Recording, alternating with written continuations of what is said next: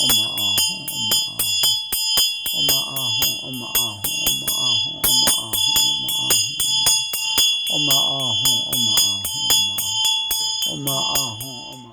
I met Tulku about 5 years ago. I had a friend who called me and told me that this wonderful man was going to come and teach the Dharma. And even though I was not a Buddhist, I was very interested in meeting him. So I went to this place in Miami Beach, and I was knocking on that door, on the doorbell for a long time, and the phone was mixed with another phone, so I couldn't get in. So finally, somebody was coming out. I'm telling you, this is a long story. I want to make it shorter. So I went in, and that day he wasn't there. So I was disappointed. I thought that was it, that he was going to go back to Nepal, and that was the end of meeting Tulku. So about a week later, I received a call saying that Tulku wanted to meet me. So I went to this place that he was staying in Miami Beach, and I went by myself. I didn't know what to expect. It was a strange thing for me to do.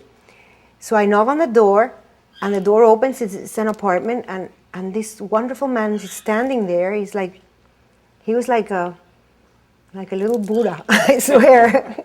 Beautiful face, smiling, and he asked me to come in. So he was alone, and I didn't know what to do. I mean, he spoke English, and then I don't know why. I sat next to him, and I started getting tears in my eyes, and then I remember that he touched my head, and he did some kind of a ritual that I wasn't familiar with at all.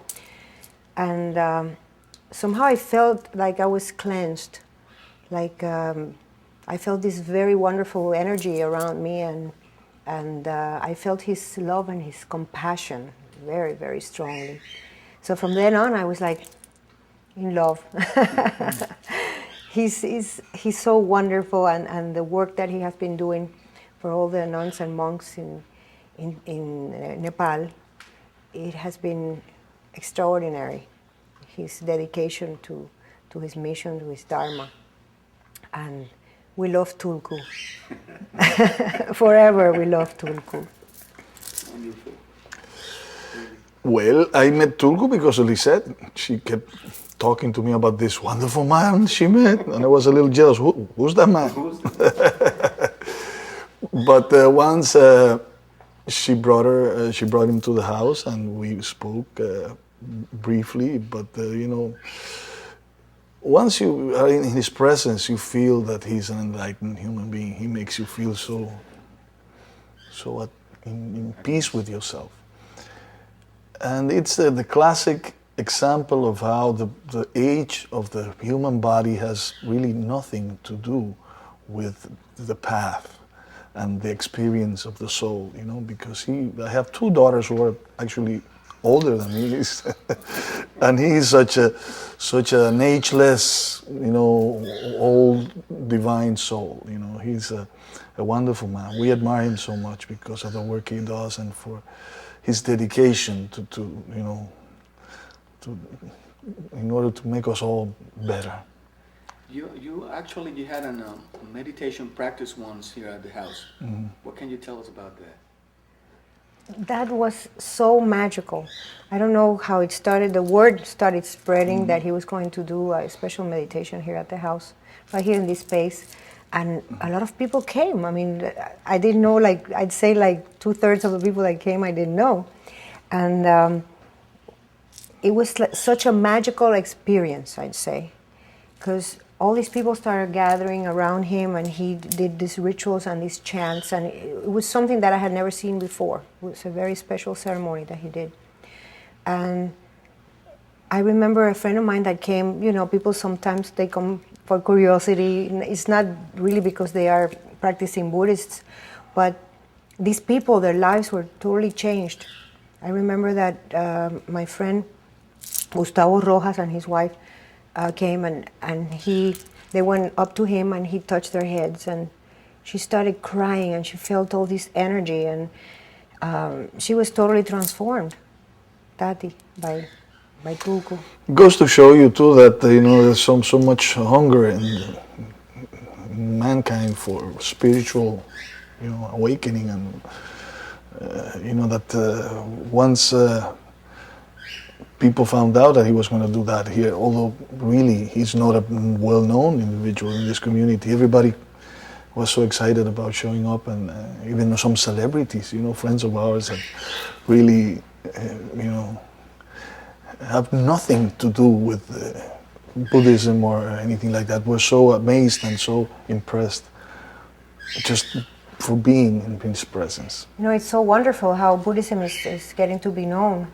Like a tragedy, like what happened in Tibet, came to bring Buddhism to the world, to bring the Dalai Lama out of Tibet and people to know his love and the compassion of the Buddhist practices. And that was like a paradox, but at the same time a blessing for the world to be able to evolve spiritually. Well, we are happy to have met him and to consider him our friend, and we love to be an instrument for him to use us to get his word and his work around. I want you to know that Tulku wanted us to interview you very badly, because he wanted to he feels a connection with you. He feels a special connection with you. So that's why we're here. We're only here, out of something, cultural or anything like that. We're here because he has a special connection. I want Willy and Lissette to talk. Right, my father became very ill with cancer, and they gave him like 4 weeks to live.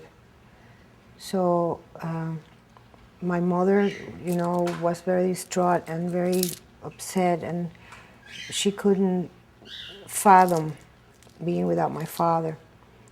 So Tulku went to see him, and he did a special ceremony for him, a blessing. And although my father was going to part anyway, but my father lasted a year after Tulku saw him. And it gave an opportunity for the family and for my mother to get used to the idea, to pamper him, to be with him all the time, to be able to enjoy his company for the last month of his life. Accept the fact that he was gone. So I always remember that time, because my father was very thrilled to see him and to receive him at the house. Thank you, Lissette and Willy. Well, send our love to Tulku, Was there anything in particular about Tulku that drew you? What was it that drew you to Tulku? Well, I think that you're drawn to people who are enlightened. That is something that you perceive, not you or I, everybody. When you are in the presence of someone who has, that amount of energy and blessed, totally, you get it. It's not the robe, it's not the clothing, it's something else, my friend. Something that you perceive is Exactly. that purity, I'd say. Is the way he looks at you is like he kind of brings out the divinity in yourself, and you can feel that in his presence. Yeah. What we think is that every time that you have a connection, all of it happens because there's a special something going on. That's what Jerry was talking about. Like you think that there's a special reason why you met Tulku. Mm-hmm. Definitely, For there's no probably- coincidence. Yeah, like that. Do you feel like it's something like that? It was a moment in my life when I met Tulku that things, when things are not well, that you feel that you need like closure of some things, or you feel like you need, it's like an emotional void, let's say, that you go through in life sometimes. And he comes and all of a sudden his presence fills it up, and you understand it and you accept it, and you kind of go over whatever is going on in your emotional or spiritual. Not only that, but we are entertainers, we are celebrities, famous people, we, throughout the years, we get a lot of attention from fans, from people who love our music, from people who sometimes make us believe something that it is not.